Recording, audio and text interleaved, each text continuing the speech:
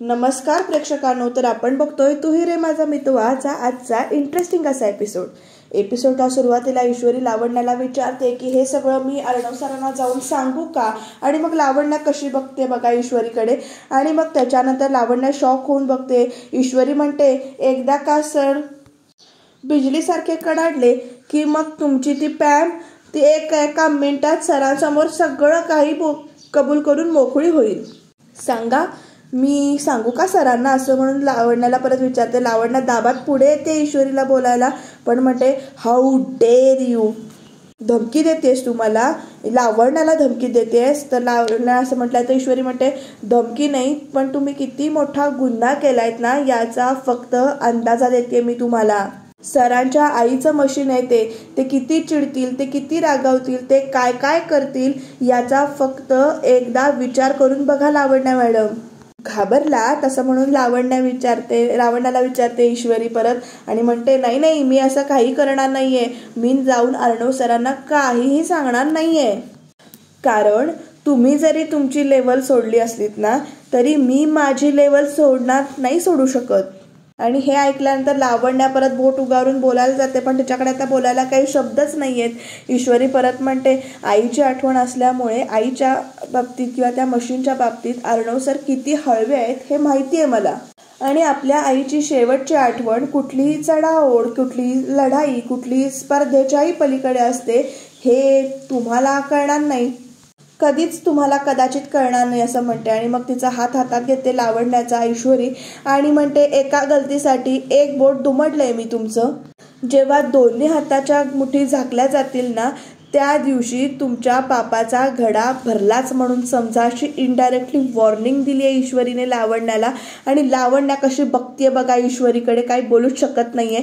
ईश्वरी म्हणते, त्या दिवशी एक मिनिटही न थांबता मी सगळं जाऊन सांगेन अर्णव सरांना. लावण्या त्याच्या हातातून हात हिसकावून घेते आपला. तोपर्यंत ईश्वरी म्हणते, त्यामुळे आता नेहमी नवीन काही करू नका तुम्ही, असं म्हणते. लावण्या बघत राहिले आणि म्हणते, देताय ना, ईश्वरी विचारते, त्या मॅगझिन टीमचा नंबर देताय ना, अर्णव सरांनी सांगितलं ना आता तुमच्या समोर, ऐकलत ना तुम्ही.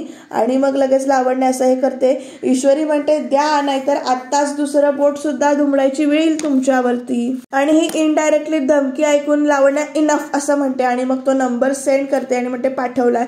मग ईश्वरी म्हणते, बढिया, आणि हात करून लावण्याला जायला सांगते तिकडनं. लावण्य यू असं करते, काही बोलूच शकत नाही आणि तिकडनं निघून जाते. केवढा अंगाचा तिळपापड होतोय लावण्याच्या, बिचारी म्हणायला हरकत नाही. ईश्वरीनं तर बाजीही जिंकले आणि आपण म्हणतो तसं लावण्य शॉक झाले आणि ईश्वरी रॉक झाले. बघूया आता पुढे काय काय घडतंय ते. तर इकडे फोनवर अविनाश म्हणत असतात, काय सांगतोस काय असं म्हणून, क्या बात आहे असं म्हणतात.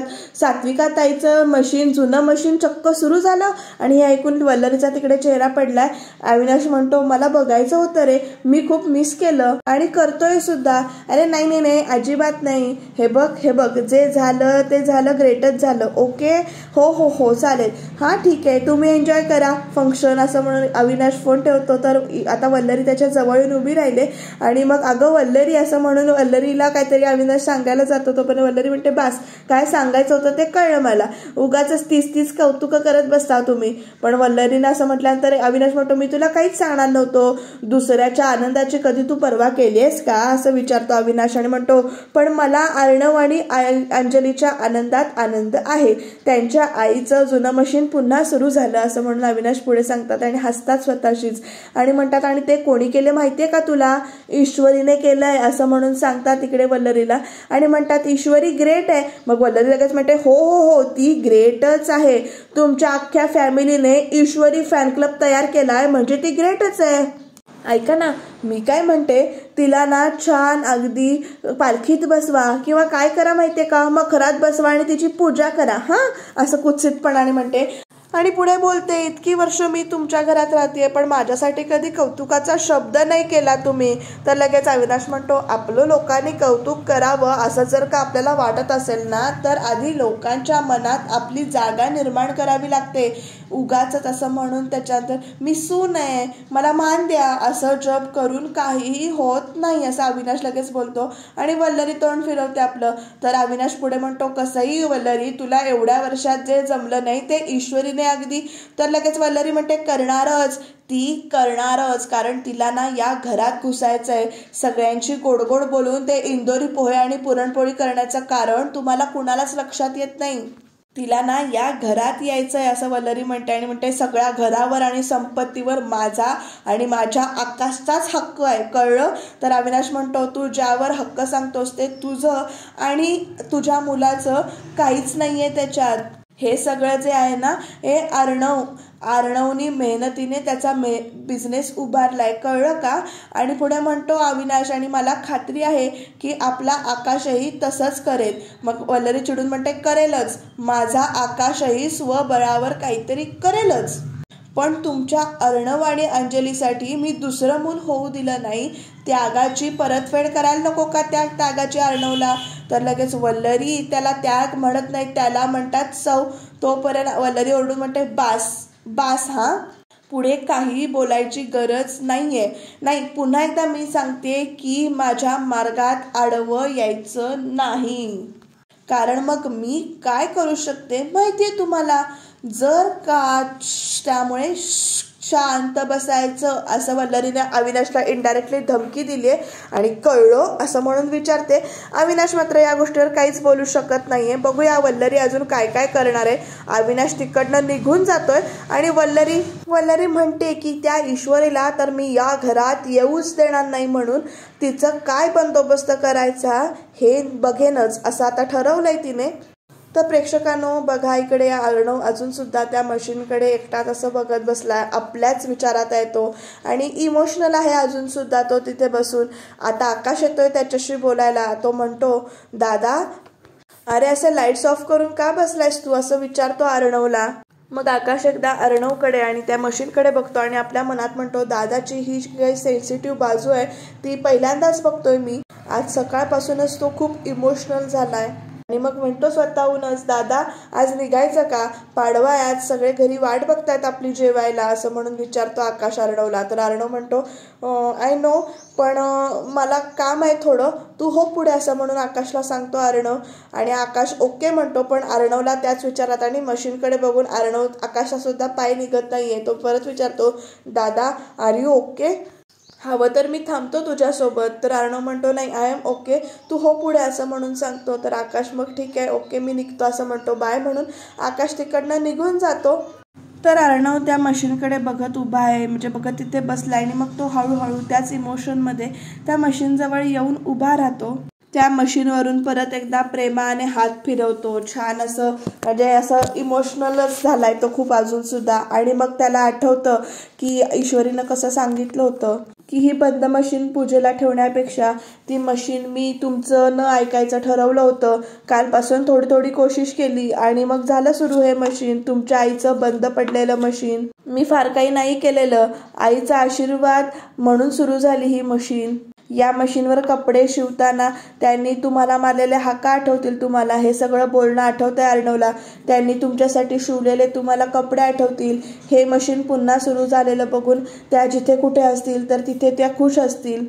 आता प्रेक्षकांनो ईश्वरी आले बरं का केबिनमध्ये आणि ईश्वरी अर्णवला अजून सुद्धा त्या मशीनकडे असं बघताना एकटक बघताना बघते आणि त्याच्या जवळ येऊन आता त्याला हाक मारते ईश्वरी. बघूया ईश्वरी आणि अर्णवमध्ये काय काय बोलणं होतंय, नवीन नात्याची सुरुवात होते का नेमकं काय घडतंय ते बघूया. ईश्वरी त्याला हाक मारते आणि म्हणते सर खूप उशीर झालाय, तुम्ही गेला नाहीत अजून घरी.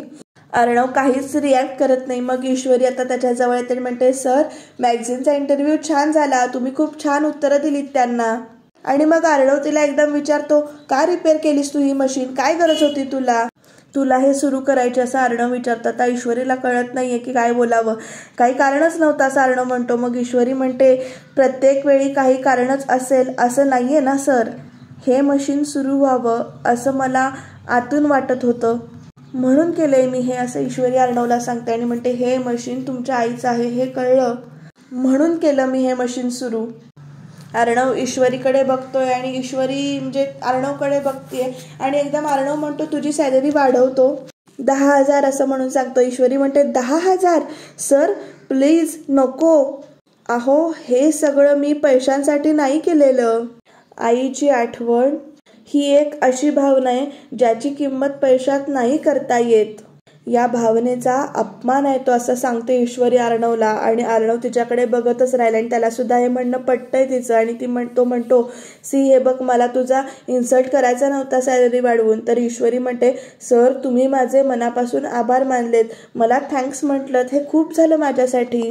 कारण मी पैशांना कधीच अहमियत देत नाही, कारण प्रत्येक गोष्टीची किंमत लावता येते यावर माझा विश्वासच नाहीये, असं ईश्वरी अर्णवला सांगते. आणि अर्णव तिच्याकडे चमकून बघतो या वाक्यावर. अर्णव पुढे म्हणतो की ओके, तुला सॅलरी नको असेल तर नको घेऊ. पण तोपर्यंत ईश्वरी म्हणते की सर अहो मला खरंच काही नकोय, प्लीज. सर मला सांगा की तुमच्या आईचं हे जुनं मशीन कितीला आहे, असं विचारलं तर तुम्ही काय सांगाल, किती किंमत आहे त्याची. मग लगेच ईश्वरी म्हणते, ते इंग्लिशमध्ये काय म्हणतात ते, हां ते प्राइसलेस, अनमोल, ज्याचं मोल करता येत नाही असं ईश्वरी म्हणते अर्णवकडे बघून. मग हे मशीन सुरू करण्यासाठी मी केलेल्या मदतीची सुद्धा किंमत लावू नका ना सर, अशी रिक्वेस्ट करते ईश्वरी अर्णवला. आणि प्लीज असं म्हणते की प्लीज असं किंमत लावू नका. आणि छान म्हणजे इमोशनल आणि शांत वातावरण आहे. ईश्वरी परत म्हणते, प्रत्येक गोष्टीची परतफेड नाही करता येत. आणि अर्णवला सुद्धा तिचं म्हणणं पटल्यासारखं वाटतंय. तो काहीच बोलत नाही, त्यावर रिॲक्ट करत नाही. 2 मिनिटं तशीच जातात दोघांमध्ये. आणि तोपर्यंत अर्णव म्हणतो की आता खूप उशीर झालाय, तू जा घरी, असं सांगतो. मग ईश्वरी पण म्हणते हो सर. आणि मग ईश्वरी निघत असेल तोपर्यंत अर्णव तिच्याकडे बघून म्हणतो, तुला चालणार असेल तर मी सोडू का तुला, असा प्रश्न विचारतो ईश्वरीला आता अर्णव. आणि ईश्वरी ह्या प्रश्नावर अर्णवकडे एकटक बघतच राहिले आणि हसते आणि म्हणते, सर अहो एकाच दिवसात तुम्ही किती धक्के देणार आहात मला.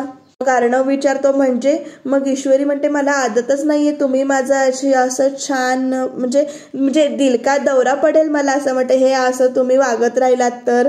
ईश्वरी म्हणते, मी जाते, रोज जाते, बसने जाते, तशी मी जाईन, येते सर, असं म्हणून ती तिकडनं बाहेर पडते. आणि ती निघून गेल्यावर अर्णव परत आपल्याच विचारात आहे. आणि तो एकदम काय म्हणतो बघा मनातल्या मनात, अर्णव राजे शिर्के, प्रॉब्लेम काय आहे तुझा. तिने आईचं बंद पडलेलं मशीन रिपेअर केलंय, तिच्याबद्दल तुझ्या मनात असलेला ग्रॅटिट्यूड तू नीट एक्सप्रेस तुला का करता येत नाहीये, व्हॉट्स रॉंग विथ यू, असं स्वतःलाच तो प्रश्न विचारतोय. आता बघूया अर्णव ग्रॅटिट्यूड कसा व्यक्त करेल ते. तर आता प्रेक्षकांना दुसऱ्या दिवशीची फ्रेश अशी सकाळ उजाडलेली आहे. ताई अगं दे ना पटकिनी चहा, असं ईश्वरी नम्रताला म्हणते. आता तिकडनं राकेश सुद्धा आलाय आणि तो हाक मारतो, ईश्वरीजी काय म्हणता, कसा झाला कार्यक्रम. ईश्वरी 1 नंबर असं म्हणेपर्यंत स्वतःच थांबते आणि म्हणते, राकेशजी तुम्ही नाटकाला नाही गेलात. मग राकेश म्हणतो, नाही ना, म्हणजे तुम्ही आला असतात सोबत तर गेलोही असतो, पण एकटाच. तोपर्यंत आता नम्रता आले, इशू गरमागरम अद्रकवाली चाय, अगदी तुला हवी तशी. ईश्वरी म्हणते बढिया. आणि मग तोपर्यंत नम्रताचं लक्ष राकेशकडे जातं आणि ती म्हणते, राकेशजी तुम्ही घ्या. नम्रताने चहा दिलाय तोपर्यंत राकेश म्हणतो, अहो पण तुम्हाला. तर नम्रता म्हणते, मी घेईन नंतर. आणि मग लगेच राकेश संधी साधू म्हणतो, कसा बरं नम्रताजी, तुमचा आवाज बसलेला आवाज तो झालाय का व्यवस्थित. हो झालाय, तुम्ही दिलेल्या गोळ्यांचा असर होतोय हळूहळू, असं नम्रता सांगते. आणि मग बरं ईश्वरीजी, अहो कार्यक्रम कसा झाला सांगितला नाही तुम्ही, असं विचारतो परत ईश्वरीला. तर ईश्वरी म्हणते, राकेशजी कार्यक्रम एकदम बढिया झाला. तुम्हाला सांगते आज अर्णव सरांची एक वेगळीच बाजू बघितली मी. आता नम्रता सुद्धा ईश्वरीच्या बोलण्याकडे जरा लक्ष देऊन ऐकते. तोपर्यंत राकेश विचारतो म्हणजे. तर मग ईश्वरी म्हणते, म्हणजे आज ते जे काही वागलेत ना ते खरंच खूप वेगळं होतं, ते आतून खूप इमोशनल आहेत, हे आज जाणवलं मला. आणि ताई तुला सांगते, आज जो पाहिला ना तो त्यांचा खरा चेहरा होता. असं वाटलं की आतलं काहीतरी लपवण्यासाठी तो माणूस आपला असा गुस्सेवाला रूप धारण करतोय. हां पण आतून वाईट नाही हा तो माणूस, असं नम्रताकडे बघून म्हणते. सगळ्यांना आपल्यापासून लांब ठेवण्यासाठी तो हा असा वागतो तुसडेपणाने, असं म्हणते. आणि म्हणते का पण खरं सांगू का, तसं खरंच काही नाहीये अगं ताई, असं म्हणून ईश्वरी परत म्हणते. आणि आज पहिल्यांदाच मला असं वाटलं की भडकूचंद असाही वागू शकतो, असं म्हणते ईश्वरी. आणि नम्रता तिच्याकडे बघून गालात हसते. ईश्वरी म्हणते, आपल्या आईला मिस करणारा म्हणजे निरागस मुलगा आज दिसला मला त्यांच्यात. आणि राकेशचे डोळे बघा कसे मोठे होत आहेत तिच्या प्रत्येक वाक्यावर. आणि म्हणतोय तो मनात, माझी इंदोरी जिलबी त्याच्या प्रेमात पडले की काय.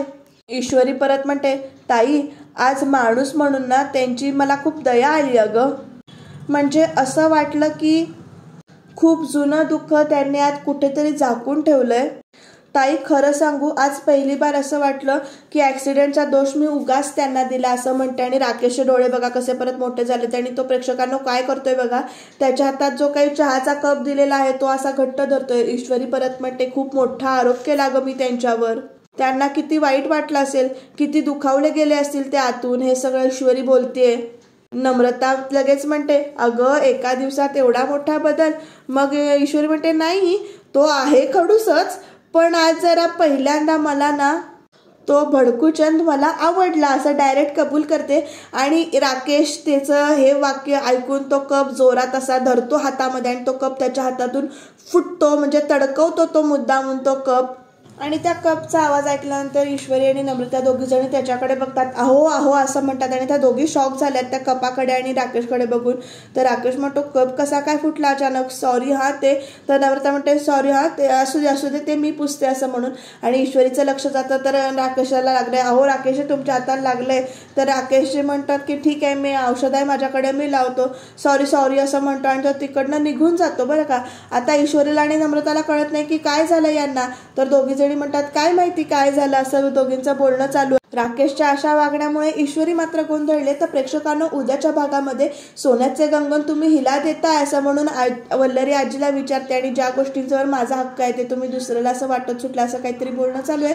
तर इकडे लावण्य आणि पॅम दोघी मिळून एक नवीन प्लॅन करतायत, ज्यामध्ये ईश्वरीला सुट्टीवर पाठवून देणार आहेत आणि मग अर्णवच्या मनामध्ये विष पेरायचा प्रयत्न करतील.